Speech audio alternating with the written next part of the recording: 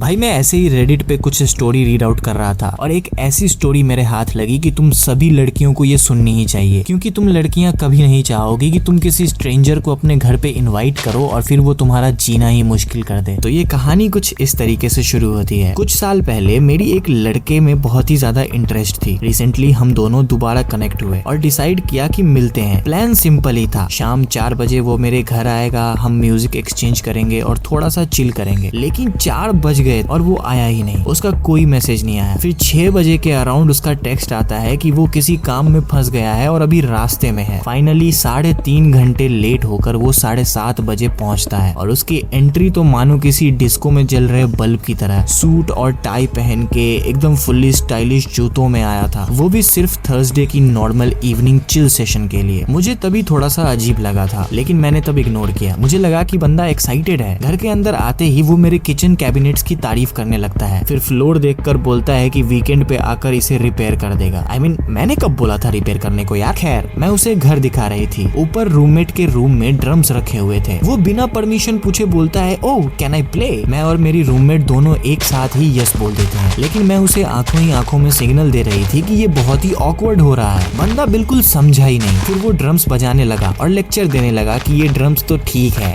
लेकिन उसके पुराने ड्रम्स $5000 के थे, बिल्कुल वैसे जैसे मेटालिका यूज करती है। थोड़ी देर बाद उसे गर्मी लगती है, जैकेट उतारता है और प्राउडली बोलता है, it's Armani. I was like, किसने पूछा तुमसे भाई। जैकेट को फोल्ड करते वक्त उसकी पॉकेट से एक गुची की मनी क्लिप गिर जाती है। वो उसे उठाकर बोलता है, पहले मैं इतना कैश कैरी करता था कि ये क्लिप यूज करता था, अब सिर्फ डेकोरेशन के लिए लगा रखा है। मैं अंदर ही अंदर सोच रही थी कि भाई किसको फर्क पड़ रहा है। उसके बाद बिना किसी कनेक्शन के वो अजीबो गरीब टॉपिक पे बात करना शुरू कर देता है, जैसे कि लूनी ट्यून्स, शक के टूथपेस्ट, एडवर्टाइजमेंट और बाकी के रैंडम टॉपिक। उसकी बातें बिल्कुल सेंस नहीं बना रही थी। मैंने सोचा बस अब और क्या ही होगा, लेकिन असली शो तो अब शुरू हुआ। मैं उससे नीचे ले आई ताकि फाइनली म्यूजिक एक्सचेंज कर सकें। तब वो बोलता है कि मुझे वॉशरूम यूज करना है। वो अंदर गया और 10 मिनट हो गए।